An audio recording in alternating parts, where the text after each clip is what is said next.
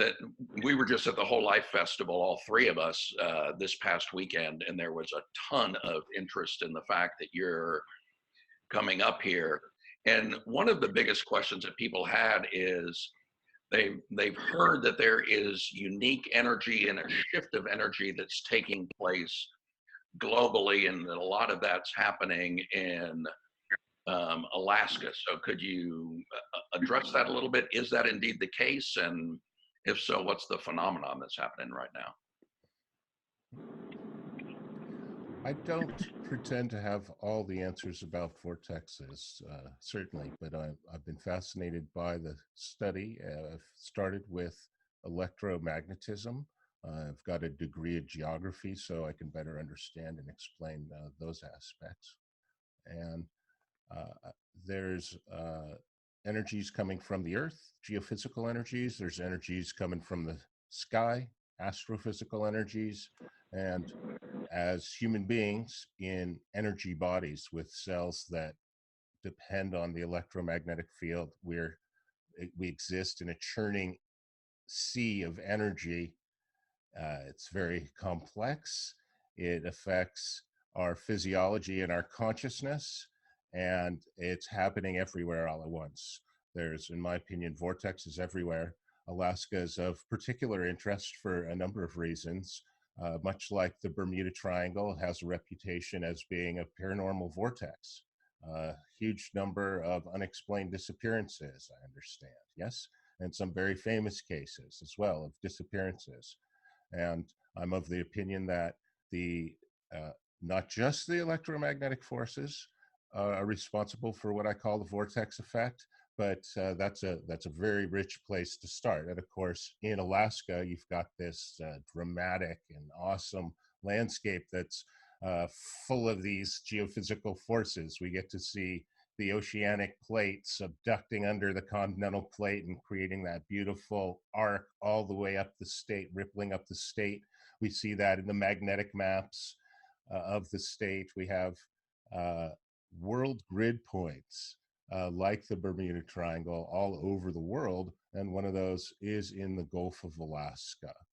And we have volcanoes, so we have the magnetic field of the lava once the magma hardens, and we have the paleomagnetic field of lava that hardened when the Earth's magnetic field was different, changes in elevation. So very excited to experience the energy fields there as I move my chakras, my energy field, my aura through these various energy fields. I am sensitive in ways to these energies, as I know your listeners are as well. That we're sensitive to these energies, and it affects us, and sometimes profoundly. And so these changes that are happening in the electromagnetic field of the planet, those include at least changes in the magnetic pole of the Earth. The magnetic pole seems to be moving more rapidly lately, and so that is perhaps one measurable, scientifically accepted measure of the changing energy field of the planet. I'm sure your listeners are visionary themselves and are hearing information from visionaries about how the energy field of the planet is amping up in various ways, and I'm quite interested in that. Some people say the Schumann resonance is increasing, and that may well be true on the etheric. I'm not totally convinced it's happening on the physical level, but these are the geophysical and astrophysical forces exactly that where I start in my study of paranormal places, and then we move from there to, as I say, more mysterious forces. Jimmy, what would you like to know from Dan? No, I don't have a question. I think that what came to mind to me in some of this research that I'm doing is there intention involved around the vortexes? In other words, in today's speak, our intent is the most important thing. So I guess like anything, you could walk into a vortex and have the intention to disappear and you might go poof, or you can upgrade your senses. Do you find that to be the case?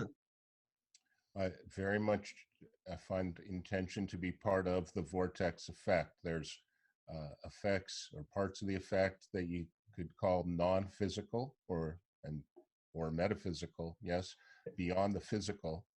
And when we come into a vortex, it's a matter of pilgrimage. Our intention is very important. We can go there to practice our, well, what Maharishi would have called our God powers, our paranormal or psychic abilities.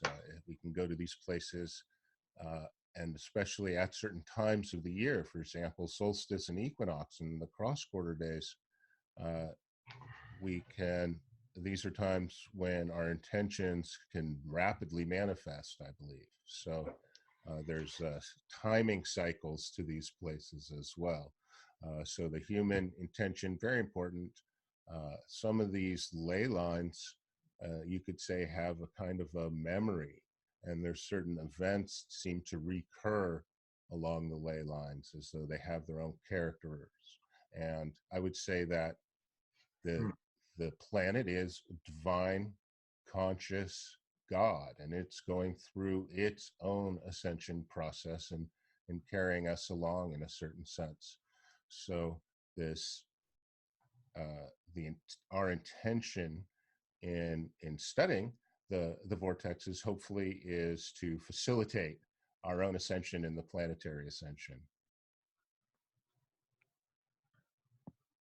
Loving it. A lot of inner work goes with it. Have you been to Alaska before? This will be my first time to Alaska. Sweet. I love it here. We've got Delinda Whitman on the line with us from the Oriental Healing Arts Center. Delinda, is there something that you'd like to ask Dan? Yes, Dan, actually, I was curious, how do you measure the strength of the vortexes?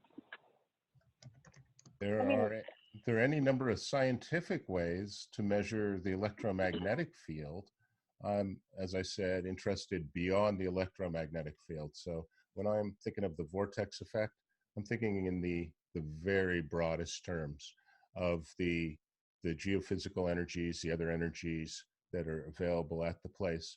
And I'm exploring how perfect the analogy between vortex energies and oriental healing energies. So in terms of measurement, we can measure it by measuring electrical currents in the ground. There's electrical aspects of the air. There's positive and negative ions, electrically charged ions in the air. There's ions in sea water and in sea currents, electrical currents in sea currents, and a very complex picture off the coast as different currents interact. And so there's these kind of purely geophysical measures. I'm looking for hopefully the science behind earth magic. And then there's these other types of measures, these more subjective measures, measures of how these energies affect our physiology. So that's also measurable. It's also, there's the subjective aspect of our experience at these places as well. So there's remains plenty of mystery.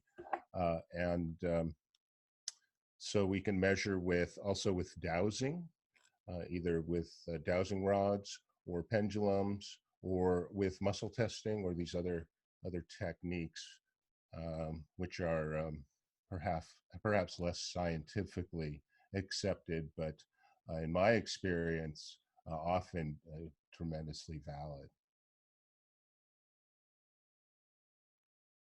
Yeah, I'm looking forward to you coming up here. It seemed, I only looked at your research very briefly on Furnace Ephemeris, and it looked like that the meridian lines are very similar to the ley lines with Gaia, and there's a lot of correlations. So it's going to be very enlightening having you come up. Well, I know I'll learn a lot from everybody there. It's a pleasure to be able to speak to students of Oriental Healing Arts, because I have the sense that they are not beginners, and that it is really a very good analogy. And so there'll be a lot to learn. there's in one of the one of the beautiful things about presenting to a group such as the Oriental Healing Arts, for me, is this profound overlap between visionary mapping and the human body.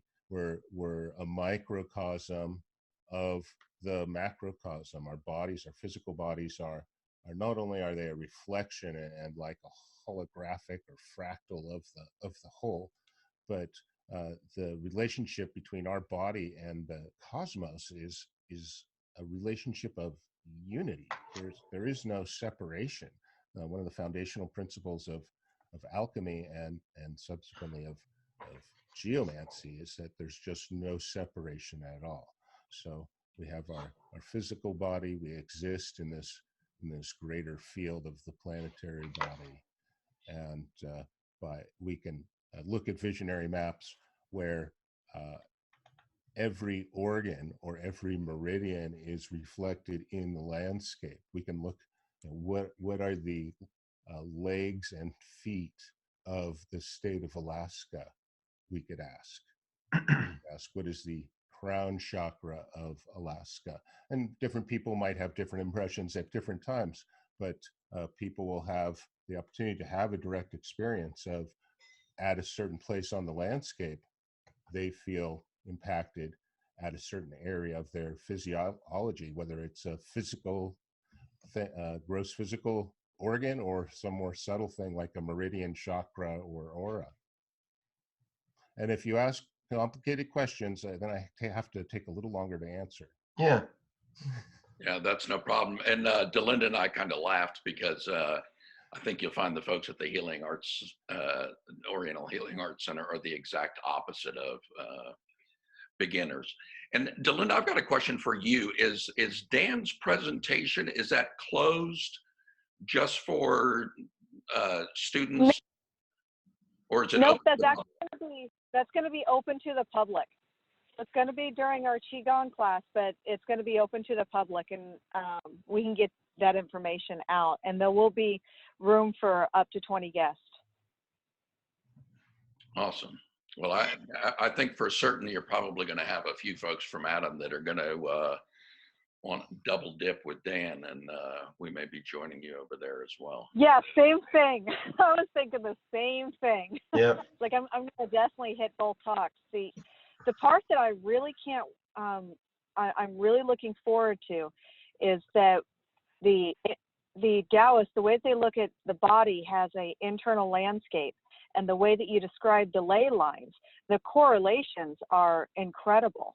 And if you're looking at the vortexes and thinking of like the acupressure points that directly relate and correlate to the overall health of the earth as a embodied mass of consciousness, I'm really looking forward to hearing you speak. I'm looking forward to spending time with you. I don't just speak. There's some information going this direction, but I'm evoking the wisdom of the group as well. And then after the formal events, I'll be hanging out in town for about a week to meet with folks and spend more time. I have kind of more of a personal question. As we are all exploring our personal cosmology, why are we here and so forth, what's yours? Just in general, your general. You can't narrow that down at all. Yeah. I know it's a moving target because it is. I'll answer anyway, please. I'm a mystic, which means that I'm seeking at least direct, unmediated experience of the divine, and merging all paths in the heart. And for me, the heart is the most powerful chakra. I'm sorry. The most powerful vortex of all is the heart. It is, yeah. So merging all paths in the heart, I hope, and a student of alchemy. And for me, geomancy is a subset of alchemy. So the principles that apply to alchemy apply equally to geomancy or earth magic. And so we're here to learn as souls, to perfect our consciousness, our spiritual, mental, emotional bodies, to perfect them, to achieve physical immortality, and to overcome the cycle of death and rebirth, and to physically ascend, merge out into everything, and overcome the illusion of separation. And I haven't realized that, but I hope to help point the way as other people have helped me along the path. Fantastic. Wonderful. Thanks for Yeah, asking. we're all very excited to have you come up here, no doubt about it. So Likewise. maybe as a little bit of maybe we can just take a quick tour around the world. I looked up, I did a DuckDuckGo search on just Vortex. There are many maps and images, and maybe just a few minutes, take us around the world. We all familiar with the Bermuda Triangle and the strange things that go on there, or maybe some cases that might um, stick out in your mind. Just a little round the world tour to see what. So in my opinion, vortexes are everywhere. First of all, one's not separate from the other. It's all one.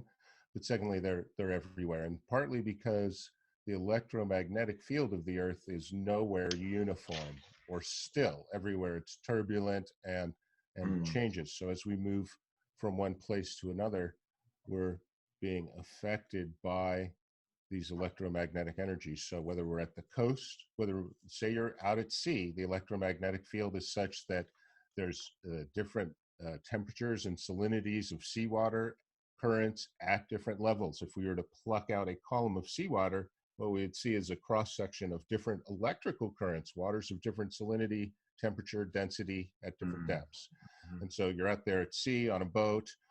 There's salt in the air because the waves are breaking, and there's leaving salt in this zone above the seawater. So the air there is very electric. It's got salt in it, minerals. It's conductive of electricity, essentially. And then we're not even talking about subsurface features. But then when you get to shore, now the electrical field, very different. You've got this threshold or interface between two different kinds of electrical fields, you could say. You step on shore, maybe you're barefoot or you get wet. Now your electrical field grounded as part of the Earth. You're no longer isolated or insulated by, let's say, rubber soles of shoes, but now your electrical field instantly grounded because you've walked barefoot in the sand, let's say. And then depending on the time of day, especially if you were to live in a valley, as we know, North Anchorage, there's that valley with the winds just whipping through.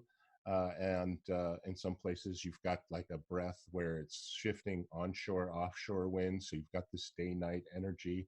So there's that going on. Now the air maybe has positive or negative ions depending where it's blowing from. And so all these things contribute no matter where you are. But if you look around the world, you could say, okay, Mount Fuji has the forest at the foot of Mount Fuji where seems to be haunted. So paranormal phenomena of every stripe are of interest to me, but of most interest is when they are associated with place, paranormal places. So what are these places? There are places with dramatic landscapes, but also they can be nondescript landscape. Maybe there's something happening below the surface. Maybe there's or mineral deposits below the surface, or electrical currents, or electrical discontinuities, or it's a place above a particularly dynamic part of the molten part of the core of the Earth, such as Hawaii. Maybe it's a spot such as Alaska, which is in a geometric relationship with the Great Pyramid, let's say.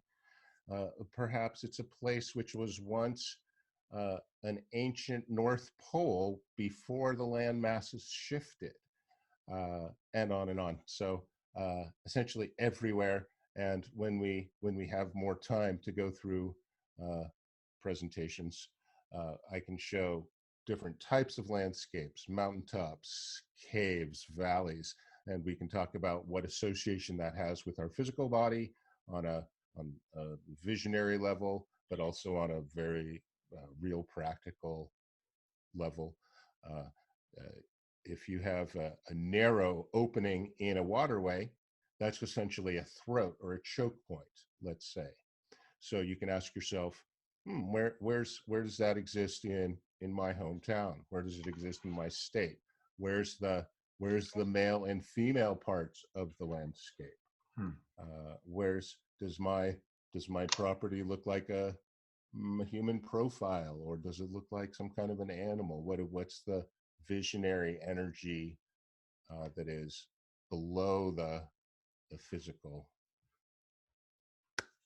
So everywhere. Sorry to take so long. That's okay.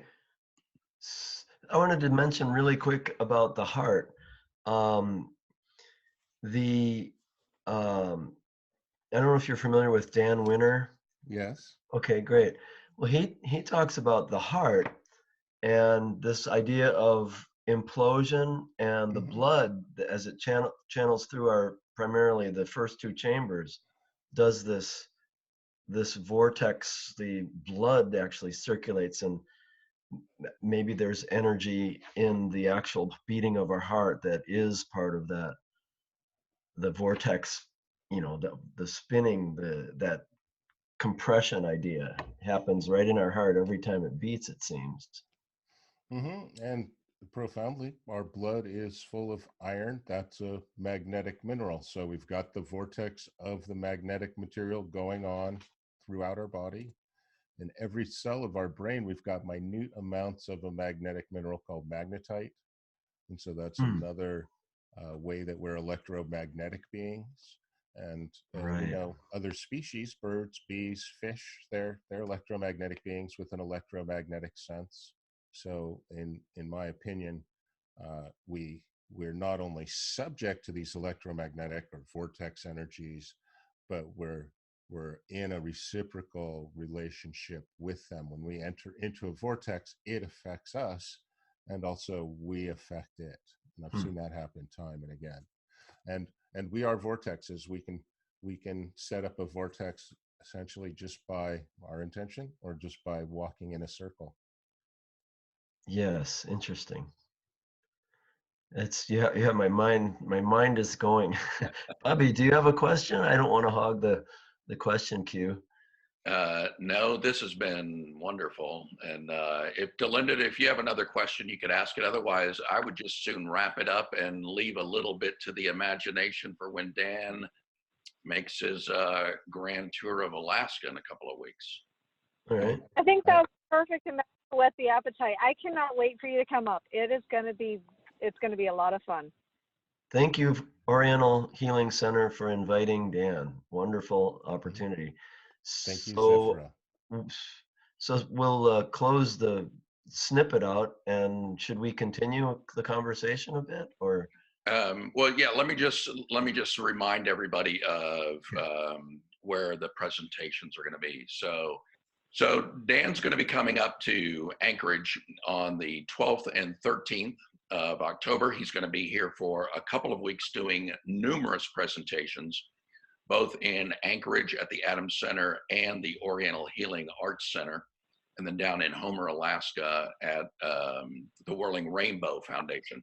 And Dan, would you spend just a second and give us the specific dates of when and where you're going to speak? Because all of these are open to the public, so anybody who wants to see you live will have the opportunity to catch you there. Could you just go through all of the various states while you're here?